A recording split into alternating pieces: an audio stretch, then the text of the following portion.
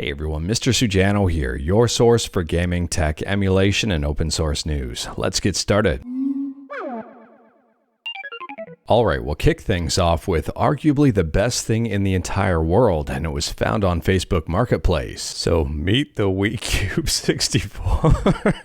So meet the Wii Cube 64. So meet the Wii Cube 64. So meet the Wii Cube 64. I think I got it that time.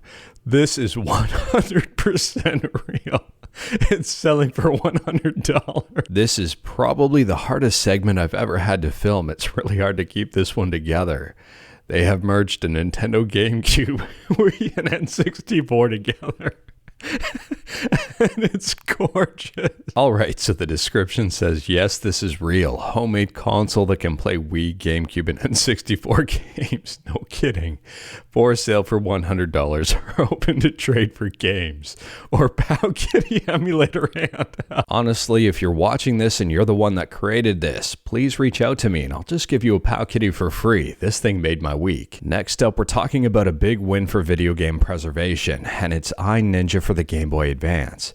This game has never officially been released, but a prototype was found and dumped. If you are curious about this one and wanted to learn more about it, I'll drop a couple of helpful links in the description below and feel free to check them out. This is a big win, and thanks to Hard4Games for the video. And if you haven't already, go on ahead and check out Hard4Games' YouTube channel. They've got a whole bunch of similar content. And speaking about YouTube, next up we're talking about Hyperlight Breaker, and I'll drop a link to this YouTube video in the description below, and I do recommend checking it out.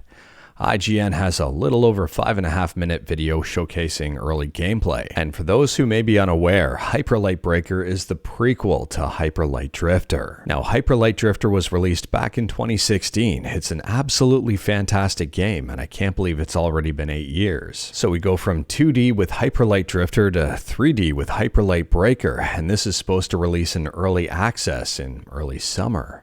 I am super pumped about this one. Let me know your thoughts about it in the comments below. Moving on, and apparently the rumors are true. There's going to be a PS5 Pro this year, and the specs are real. Now, Tom Warren reports that Sony's PS5 Pro is up to 3 times faster. I'm having a hard time believing that, and he says it may arrive holiday 2024. Now, as far as I know, all of this information stems from this video here. I'll drop a link to it in the description below. It's from Moore's Law is Dead. I do have some skepticism here, and maybe I'm wrong, but if we take a look at some of the documents, it says 2 to 3 times over standard PlayStation 5. Have seen 4 times speed up in some cases. I don't know if that's necessarily true. Now that is for ray tracing, and maybe in certain situations, who knows. Apparently it's 45% faster than the PS5 in raw, unoptimized rendering performance. And interestingly enough, Insider Gaming has actually seen these documents and are standing behind them saying, yes, it's true. Unfortunately, I've got no idea what they're going to price the PS5 Pro at. In my opinion, it's going to be a lot more expensive than the current PS5, considering if these specs are true, it blows the PS5 out of the water. Let me know your thoughts about this one in the comments below. Do you think these specs are real? And if they are you interested in it? Moving on, and we're talking about a pretty big mod for Dark Souls 3. It's called Dark Souls Archthrones, and we've talked about this one before. The demo has finally dropped over on Nexus Mods. Now, Dark Souls Archthrones is a prequel to Dark Souls 3, and they say it's a total game mod. And in terms of content, they say it's got non-linear progression, new weapons, new armor, new bosses, new combat mechanics, new NPCs, and even more. Next up, we're talking about Dragon's Dogma 2, which is set to release on March 21st.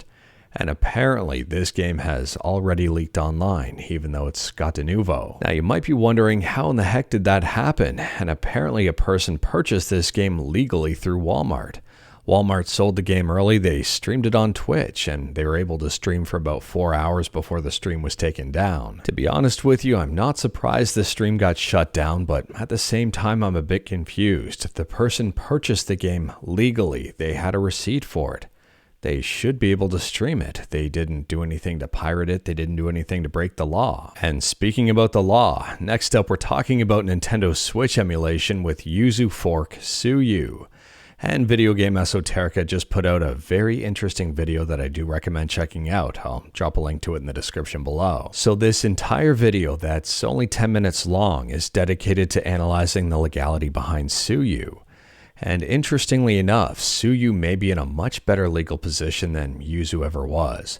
They're not locking an early access version behind a paywall. On top of that, since Yuzu versus Nintendo was settled out of court, there was no legal ruling on emulation in general. And on top of all of that, if Suyu remains to be clean room in terms of development and how things roll out, Video Game Esoterica speculates that even if Nintendo were to sue Suyu, legal precedent might already be set with emulation being legal. So based on all of this, Video Game Esoterica doesn't believe that Nintendo will actually go after Suyu unless Suyu makes a misstep. I don't know about you, but I would argue that this is a big win for emulation. Go on ahead and check out Video Game Esoterica's video. It's worth watching. Next up, this is a quick heads up if you play Minecraft on PC. Xbox is advising do not download the recent update for Minecraft through the Xbox app for PC. So they say if you do, your worlds may be lost. They're continuing to investigate the world loss issue and are currently blocking the update from Windows to prevent the possibility of lost worlds. And last up here, we've arguably got a bit of good news in terms of digital ownership.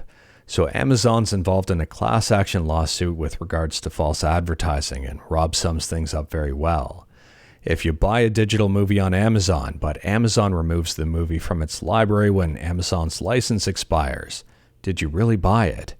Amazon faces a false advertising class action lawsuit about the issue, and today it lost its motion to dismiss the case. Furthermore, plaintiffs say most reasonable people think buy means to acquire possession and ownership, whereas Amazon says people know that buy really meant obtain a limited license.